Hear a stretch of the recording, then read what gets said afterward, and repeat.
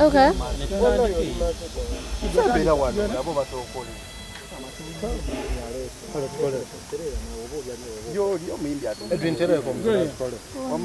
Kulikayo mu komera. Oluvuddeyo. Libadde litya? Wanje? Libadde litya gwe mulundi gwo gubadde gusoose oba?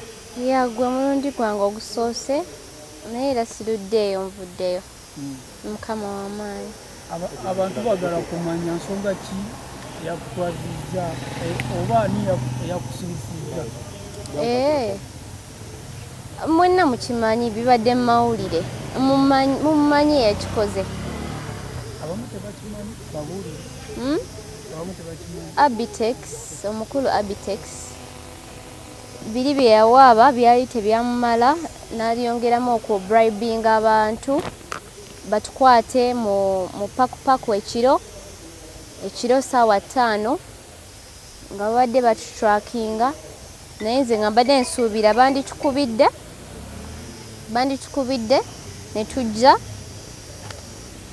ne tubaddamu ebibuuzo byabwe naye bayagadde kikola mu ngeri ya kikujjukujju.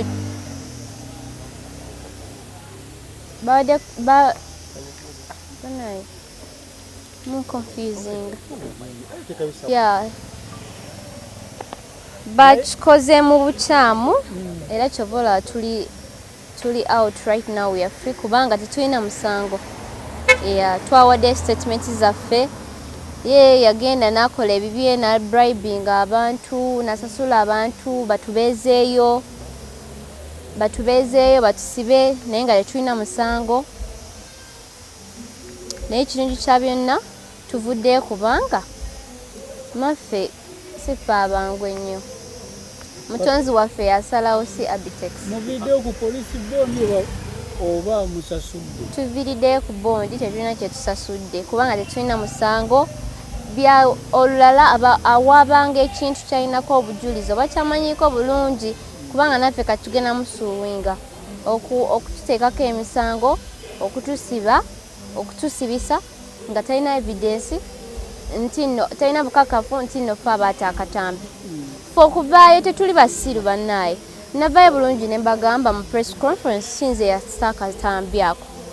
Neziramu ne mbagamba tuli mu bigoberera with law enforcers. Naye nja kuvaayo mbyogereko maybe oba n'obutabyogerako, it is my right?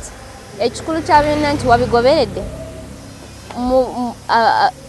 Yakwatibwa oba teyakwatibwa yakikola. So ffe ebyo byonna byabaawo nga ali eyaleekana mu mawulire, ffe twali eno nga tubigoberera ebyaffe mu mpola. Nali saagala biza mu mawulire kubanga n'abantu balowooza sitanti oba biki, naye saagala biza mu mawulire tusiibe ku ebyo tusule ku ebyo katambi wo bamukutte oyo. Nali saagala ebyo bintu ebyo. So nga ffe tuli mu bidiringa nabyo privately era nga njaga bategeeza n'omuntu twali twamukwata 2 weeks ago. Yes, twali twamukwata ne tumutwala ku poliisi ne tudiringa nabyo privately nga sagala biza mu mawulire kubanga si ekintu ekyokwenyumirizaamu oba ekyokwogerako buli kaseera. Naye ye ndowooza abadde alaba nga tukola, twateekayo lisiti ya show zaffe. Mwebale abawagizi bange kuwagira Gloria Bugie music. Kati nga tuli bize tukola tewali kyatutuukako naye nga tamanyi eno ffe twabidiringa nabyo. Nasasula abantu batusibe ssaawa 5. Imagine lwaki bajja kutusiba ssaawa misana. Batusibye ssaawa 5 nga tushutinga video nga ne batuggyako awo masimu mangu tebaagala tukole ki tubeeko betutegeeza. Kwegamba byabadde awo bya bukujjukujju nnyo tebitegereka like sneaky kubanga if it was in a right way tewadde na warrant, but if it was in a right way ffe ne oba nditukubidde twandyereese kubanga ze manyi omusango saagukola. So I have no reason to hide. Nandize nekola ki nembawa statement yange, but they didn't call us. Naye kyonna kyekiri engeri gye batukutte, we are out, we are free. Era ndi wano comedy store ngenda kuyimba nga bonna bookingibwa shows nezimu size posting ezimu kiyinza bagamba nti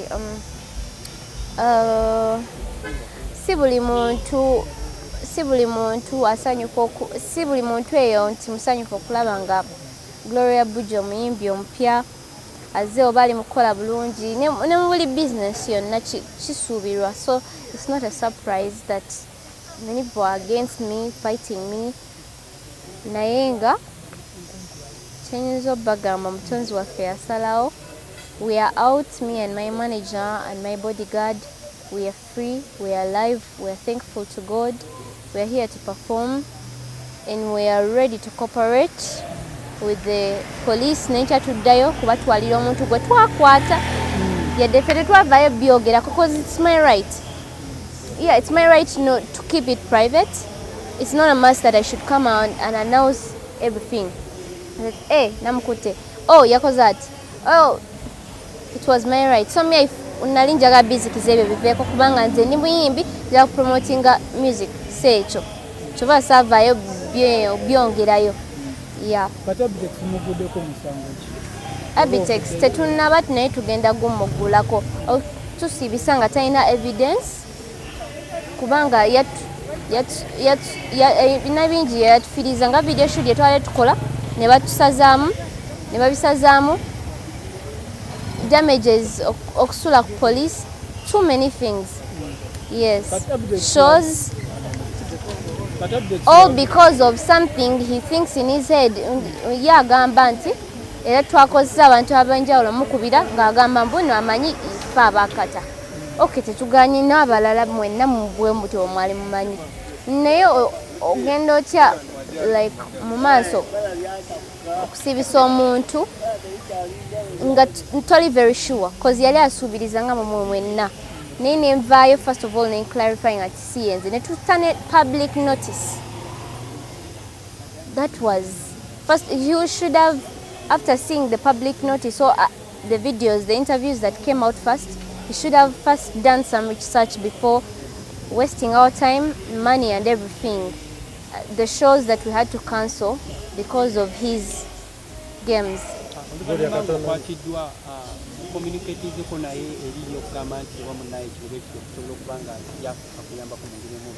Nze personally nedda soogedde naye abantu ab'enjawulo bazze okutulaba bamukubidde n'agamba mbuno ye yagambye quote on quote yagambye muno be bamanyi baata akatambi ako ne bamugamba n'omugamba essimu yange yabbibwa era n'omuntu eyakikola eyali blackmailing twamukwata n'agamba obukakafu buliwa ne tumugamba buli kimu twakiwadde police, twakwata omuntu twamukwatira kyengera buli kimu naye tetwayagala biteeka mu mawulire kati ye kubanga abadde tabimanyi. Ignorance is not an excuse. Gwe obutamanyi abo tosobola buleeta aye n'osibisa abantu basatu balamba and you cause so many damages because you think, you're just thinking. Yeah. Atugambe nti oboneredde kino kino ekyokuyiga kikikuwadde. Mboneredde ku kyaki okwekwata bu video anyhow nga toliko nkushuwa nti oba ogenda beera safe amakulu okumala gesiga buli gwosanze. Ekyo nabonerera dda nakitegeera dda nakiyiga dda era ne mu luyimba lwange olupya si musango nabagamba n'ekyatuukawo yali ex eyakikola yali blackmailinga ate nga guno omusango si mupya nali ne police references nali na lopa guno omusango in May 2023 when the blackmail started. Gloria, ensonga zino zaadde zikususeeko nga zikunyinze okutuuka n'omuzadde okuziyingiramu. Wanju? Ensonga zino zaadde zikususeeko okutuuka muzadde oziyingiramu. Tewali muzadde wange yazingiddemu babadde ba Mwadde yita taatawo. Oh, he's a relative, yeah.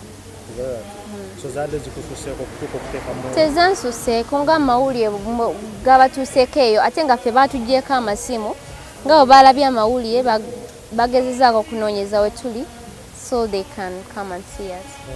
Yeah. Mu kutandika kwa byonna bye baakukwatidde gye ng'omukyala baakuyisiza batya bakutwalidde kuba mwadde na ku video shoot wetukulabidde ko tobadde mu mbeera nnungi. Yeah, baatuguddeko bugwi abamu bali mu uniform abalala tebali mu uniform ne bagamba please come with us tebagambe na please come with us ne bagamba okay can I first call my lawyer because I have a right to make a call before arrest ne bagaana ne banzijako essimu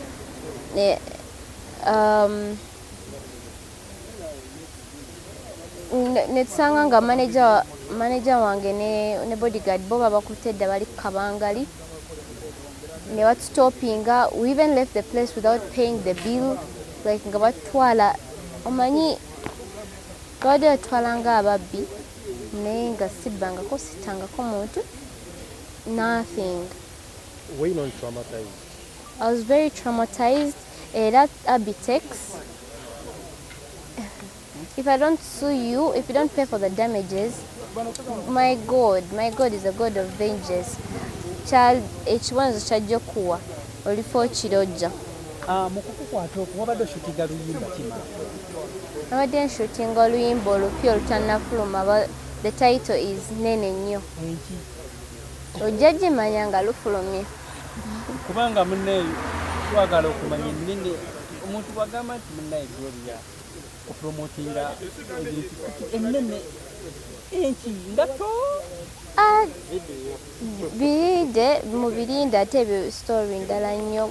Nze nva mu komera, I need therapy, damages omukulu oyo zankozinzeeko naye nga abakulu mu ndongo lwaki mukola lwaki temwagaliza new generation? negolooza Abetex yava ku kyokubanga akolemezaamu honestly kubanga nakati kuba bukyanga akola avayo n'akola bulungi ebbanga libadde liyise negolooza lwaki akolemezaamu?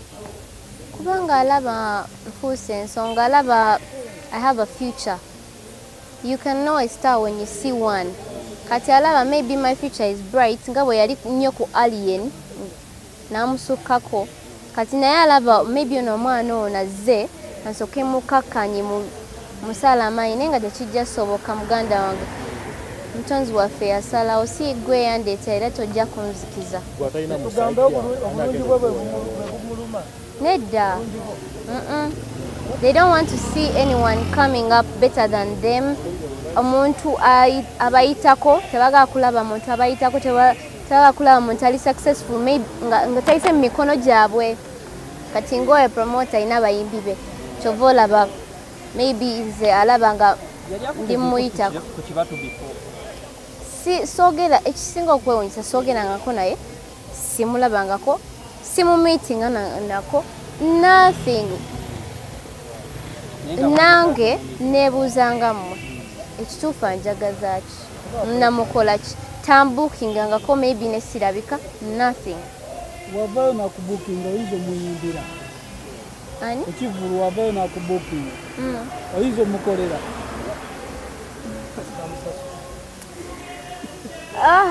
I don't have an answer for that. Yeah, kosa tebiri fane kubanga si kye nandyeyagaliza nga nze. Yeah. Bazadde bwe